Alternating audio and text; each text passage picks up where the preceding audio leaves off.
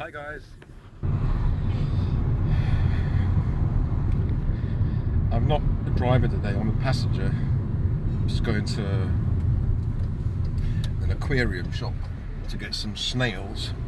Because you know you get those, my friend's got an aquarium and it gets dirty so quickly. So you have to keep scraping the, the side of the aquarium. So I said to her, why don't you just get some snails, because they scavenge all that, all that green stuff. So we're just going to go there. So hence I'm not driving, hands free. In case anyone thinks, well, where are your hands? You can't drive like that. Well, that's stupid. So I wanted to talk about what I was talking about the other day about money. And as you age, your finances dwindle. I was talking to my friend and I was asking her about her finances, but obviously, it's a personal thing. But what I was trying to get at was, I'm talking to you,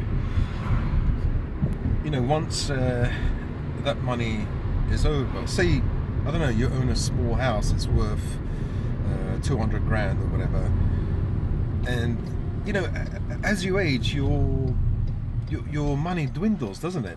You have to keep, I've found that I have to keep selling my property, or the properties I've had, and if you're not earning any money, then your personal wealth keeps going down and down and down, and you find that people who are elderly, unless you're Warren Buffett, tend to be, you would have thought that you'd be richer, you'd have more money, but that isn't the case, unless I'm completely wrong, because I don't really know nothing about the world. I'm stuck back in the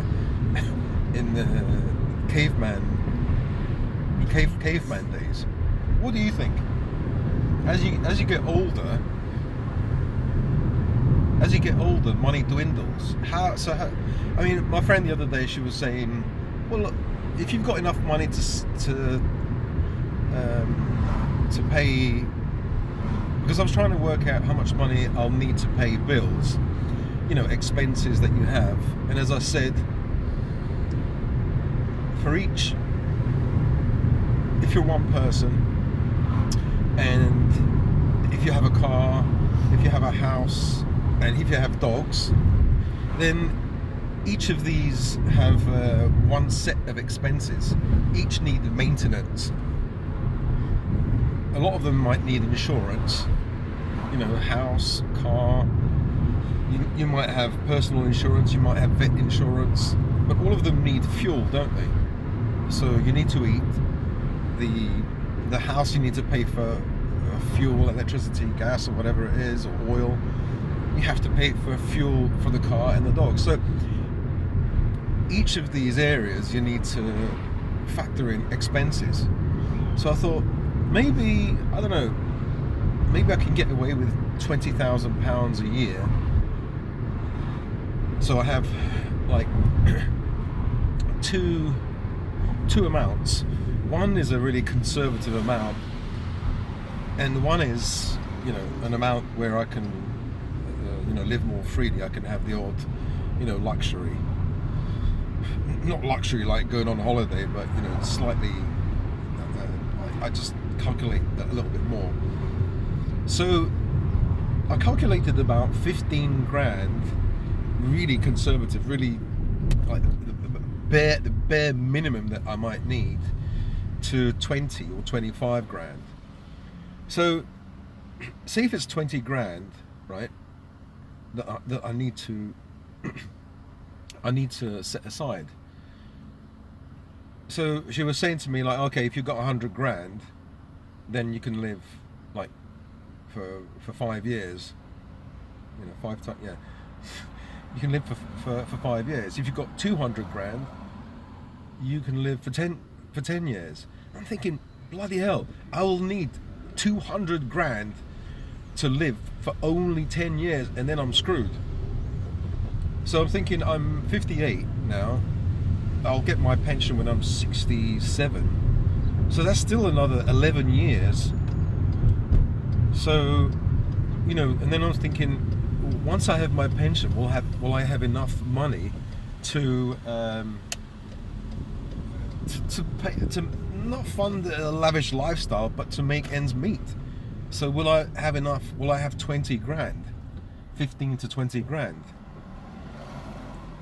You know, the pension isn't going to pay for it. So what does one do? You know, you end up selling your house again, and you know, buying a smaller place just to free up some money, unless you have an income or some kind of private pension, which I don't have. So, you know, this is why I'm thinking about. Wait a minute, there's. Yeah, so this is why I'm thinking about making some money, you know, online. You know, selling the PDFs and the audiobooks, and I'm not sure if that will be enough, but I'll try. So maybe that will be enough. I just don't know. I'm not sure. So what do you guys think? You know, are you guys in a similar situation? You don't have, you know, you don't have a private pension. You don't have, you know, some people don't even have a house that they can sell, or a property they can sell to free up money. So, you know, once you have an asset, then you can sell that asset. But because of divorce, you know, my assets are, you know, 50% less. And my parents, I've explained this before, this story. My parents kind of set me up, and they were clever. They thought about the future. They knew I had mental health problems, or they didn't know exactly what the problem was, but they knew that I couldn't live in this world. And so they set me up with the business, which is a house, and my parents said, you can rent the house, everything will be okay, son. This is your nest egg. But they didn't factor in divorce. So now I have to change my plans and do something else. And I can make do with less, but the thing is, you need certain amounts of money. You need, if you buy a house, you have to pay for insurance. If you build a hut, you don't have to do that. But it's difficult. You know, the council will be after you all the time. So anyway, we're at the aquarium place. So I'll speak to you guys in another video. All right, bye for now. Spiral up, remember.